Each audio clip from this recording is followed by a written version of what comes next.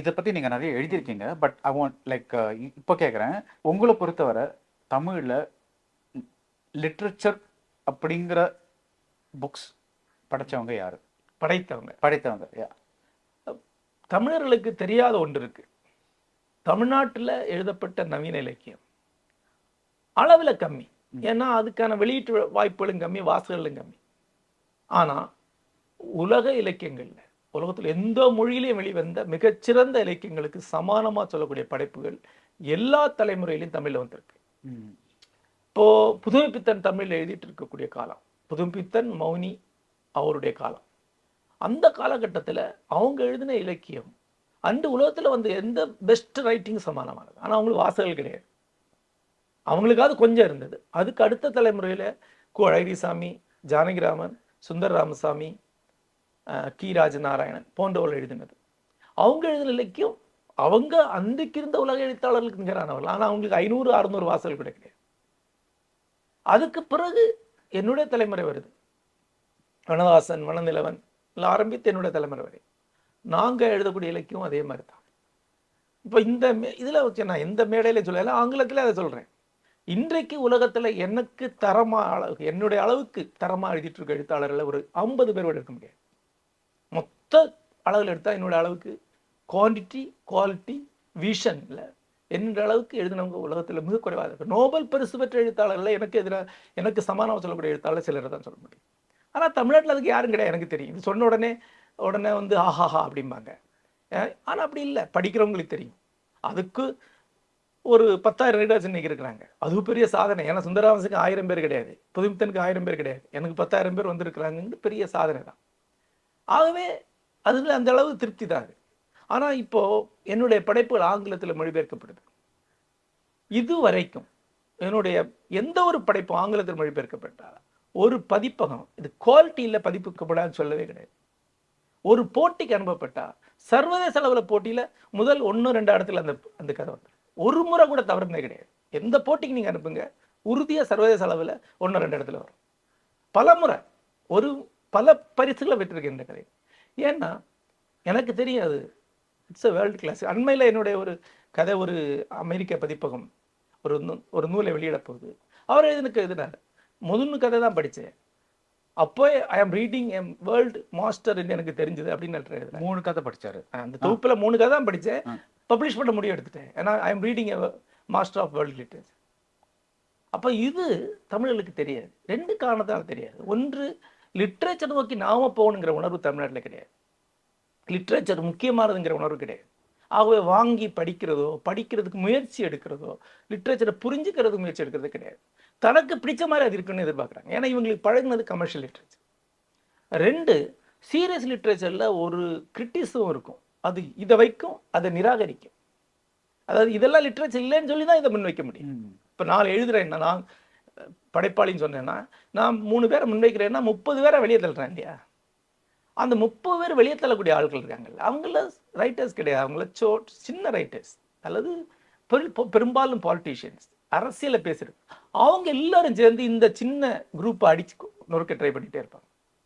அதாவது புதுமைப்பித்தன் காலத்திலேயே 5 writers எழுதிருந்தாங்கன்னா 1000 writers சேர்ந்து இந்த 5 ரைட்டர்ஸும் இல்லைன்னு சொல்லுவாங்க. அதுதான் இன்னைக்கு நடக்கும். இன்னைக்கும் பார்த்தீங்கன்னா லிட்ரேச்சரை நான் ஒருத்தர் முன்வைப்பேன்னா, லிட்ரேச்சர்லாம் ஒன்றுமே கிடையாது, அதெல்லாம் படிக்க வேண்டியதில்லை, இவங்களாம் ரைட்டர்ஸே கிடையாது, 300 பேர் அதே யூடியூப்ல சொல்லிட்டு இருப்பான். அப்போ ஜனங்களை பொறுத்தவரை இந்த 300 முக்கியமா, இந்த 3 முக்கியமா? இப்போ இங்கே அதுக்கான வாசகர்கள் இன்றைக்கு கிடையாது. ஆனால் லிட்ரேச்சருக்கு வாசகர்கள் இருக்குன்னு அவசியம் கிடையாது. வந்தால் வரட்டும், தலைமுறையாக வரட்டும். புதுமைப்பித்தன் எழுதுனா வாழையடி வாழையாக வரப்போகிற எழுத்தாளர் வாசனுக்காக தான் நான் எழுதிட்டு இருக்கேன் அப்படின்னு. அது எல்லா ரைட்டரும் சொல்லக்கூடியது. எனக்கே இன்றைக்கு எனக்கு நிறைவேற்றக்கூடிய வாசகர்கள் இருக்கிறாங்க. என்னோட படைப்புகள் ஆங்கிலத்தில் போகும்போது இன்னும் பல மடங்கு வாசகர்களை சென்றடையுது. இவர்களை நான் என்னுடைய வாழ்நாளிலேயே இன்னும் பல மடங்கு வாசகர்களை போய் சென்றடைந்துருவேன். ஆனால் அப்போ கூட என்னோட முன்னோடிகள் இது எதுவுமே பார்க்காம தான் எழுதியிருக்கிறாங்க. இப்போது நான் எழுத்தாளனாக உள்ளவரேன் வரும்போது எனக்கு சில அதிர்ஷ்டங்கள் இருந்தது. ஒரு அதிர்ஷ்டம், 3 பேர் தமிழ் இதழியல் ஒரு மாற்றத்தை உருவாக்குறாங்க. ஒன்று ஐராவதம் மகாதேவர், தமிழ்மணின்னு ஒன்று ஆரம்பித்தார். இன்னொன்று மாலன், வாசந்தி. இவங்க 2 பேரும் சேர்ந்து இந்தியா டுடேயை முன்னெடுத்தாங்க. 3ஆவதாக சுபமங்களாங்கிற பத்திரிகையை கோமல் சாமிநாதன் ஒரு இலக்கிய பத்திரிகை மாற்றினார். இதற்கு முன்னாடி என்னோட முன்னோடிகளுக்கு கிடைக்காத ஒரு பிரிண்ட் மீடியா, ஒரு ஒரு பத்திரிகை எனக்கு கிடைச்சது. நான் குமுதத்தில் போய் எழுத முடியாது, இதில் தான் எழுத முடியும். ஆகவே எனக்கு ஒரு பெரிய, ஏன் அப்படி சொல்றீங்க? குமுதத்தில் அதை யாரும் படிக்க மாட்டாங்க. குமுதத்தில் ஒரு எடிட்டோரியல் போர்டு இருக்கு, அவங்களுக்கு இது நமக்குள்ள சொல்லிடுவாங்க. அவங்களே தெளிவாக சொல்லுவாங்க, விகடனோ குமுதமோ சார் இது பாப்புலர் மீடியாக்குள்ளது இல்லை அப்படின்னு டிஸ்மிஸ் பண்ணிடுவாங்க. அங்க எழுதுனா அது அப்படின்னா மெயின் ஸ்ட்ரீம் பப்ளிகேஷன்ஸ்ல, தமிழ் பப்ளிகேஷன்ஸ்ல இது மட்டும் இலக்கியமே வந்ததே இல்லைங்கிறீங்களா? கிடையாது. மெயின் ஸ்ட்ரீம் ஆரம்ப கட்டத்தில் சில படைப்புகள் வந்திருக்கு, ஆனால் மெயின் ஸ்ட்ரீமில் வரக்கூடியது மெயின் ஸ்ட்ரீமுக்காக மாற்றப்பட்ட படைப்பாக தான் இருக்கும். எல்லா படைப்பும் வர முடியாது, என்னுடைய படைப்புகள் வர முடியாது, என்னுடைய நல்ல கதைகள் எதுவுமே மெயின் ஸ்ட்ரீமில் வர முடியாது, அதுக்குன்னு வாசல் வரணும். இப்படி வந்தேன். அதுக்கப்புறம் என்னாச்சு, இன்டர்நெட் வருது. அப்போ செலவில்லாத ஒரு பத்திரிகை, உலகம் முழுக்க போகக்கூடிய ஒரு பத்திரிகை. நீங்களே ஒரு பிளாக் ஆமா, நடத்துறீங்க? நான் வந்து ஜெயமோகன்.in ஒரு பிளாக் ஆரம்பித்தேன். அப்போ என்ன ஆச்சுன்னா, நான் வந்து ஒரு கருணாநிதியை பற்றி ஒரு கருத்து சொன்னேன், அது பெரிய கான்ட்ரவர்சி ஆச்சு. அப்புறம் எம்ஜிஆர் கருணாநிதி பற்றி ஒரு சின்ன பகடி எழுந்து அது பெரிய கான்ட்ரவர்சி ஆகி ஏகப்பட்ட ஆள் என்னை படிக்க வந்தாங்க. அப்போ இந்த மீடியா வந்து ஒரு மேஜர் மீடியா நிலையத்து 20 ஆண்டுகளாக ஜெயமோகன்.in என்பது தமிழ்நாட்டில் இருக்கக்கூடிய பெரிய பத்திரிகை அளவுக்கு ஆட்கள் படிக்கக்கூடிய ஒரு பத்திரிகை ஆச்சு. இது எனக்கு லக்கா அதிர்ஷ்டமாக கிடைச்ச பத்திரிகை. இன்னும் சொல்ல போனால் ஆனந்த விகடன் ஒரு கான்ட்ரவர்சியை கிரியேட் பண்ணி எனக்கு இவ்வளோ வாசலை கொண்டு கொடுத்துருச்சு.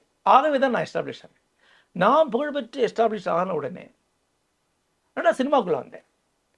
சினிமாவுக்குள்ளே வரேன், அப்போவே சினிமாக்குள்ளே இருக்கிறேன்.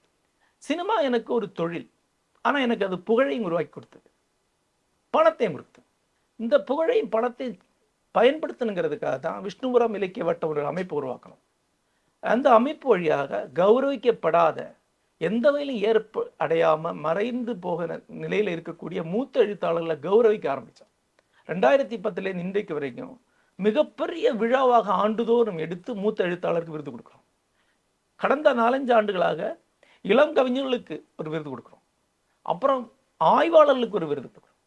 அப்படி ஆரம்பிச்சு தமிழ்நாட்டில் இருக்கக்கூடிய மிகப்பெரிய இலக்கிய அமைப்புங்கிறது இன்றைக்கி விஷ்ணுபுரம் இலக்கிய வட்டம் தான். இந்திய அளவிலேயே விஷ்ணுபுரம் இலக்கிய அளவுக்கு ஒரு தனிநபர் நடத்தக்கூடிய பெரிய இலக்கிய அமைப்பு கிடையாது. இது இங்கே வரக்கூடிய எல்லா விருந்தினர்களும் சொல்லக்கூடிய ஒரு விஷயம். இவ்வளவு ஆடியன்ஸ் வந்து உட்காரக்கூடிய, இவ்வளவு சிறப்பாக நடக்கக்கூடிய இவ்வளவு பெரிய அமைப்பு கிடையாது. இன்னொன்று, இப்போ அதுக்கு அமெரிக்காவில் கிளை இருக்குது. ஆண்டுதோறும் அமெரிக்காவில் கருத்தரங்கு நடத்துகிறோம், ஆண்டுதோறும் பூன்ங்கிற ஒரு குன்றில் நடத்துகிறோம். தமிழ்நாட்டில் கிட்டத்தட்ட எல்லா மாதமும் இலக்கிய நிகழ்ச்சி நடக்குது. இதுக்கு துணை அமைப்புகள் ஒரு 10க்கு மேலே இருக்குது, அவங்க எல்லா வாரம் இலக்கிய நிகழ்ச்சி நடத்துகிறாங்க. இப்போ இவ்வளவுமே நாங்கள் இப்போ பண்ண முடியுது. காரணம் இன்டர்நெட்டுங்கிற ஊடகம் தான், வேற எந்த ஊடகம் எங்களுக்கு எந்த ஹெல்ப்பும் கொடுக்கல. இன்டர்நெட்டுங்கிறது அவ்வளோ பெரிய ஒரு ஃப்ரீ மீடியா, அதை பயன்படுத்துகிறோம். அப்போ கூட இது ஓரளவுக்கு தான் உள்ள ஆளை கொண்டு வர முடியும். ஏன்னா வரக்கூடியவனுக்கு இதுக்கு தன்னை கொடுக்கக்கூடிய மனம் இருக்கணும். அவனுக்கு ஏற்கனவே என்ன தெரியுமோ, அவன் ஏற்கனவே எந்த அரசியல் இருக்கிறானோ அதை நோக்கி இதை இழுத்தான்னா அவன் உள்ளே வர முடியாது.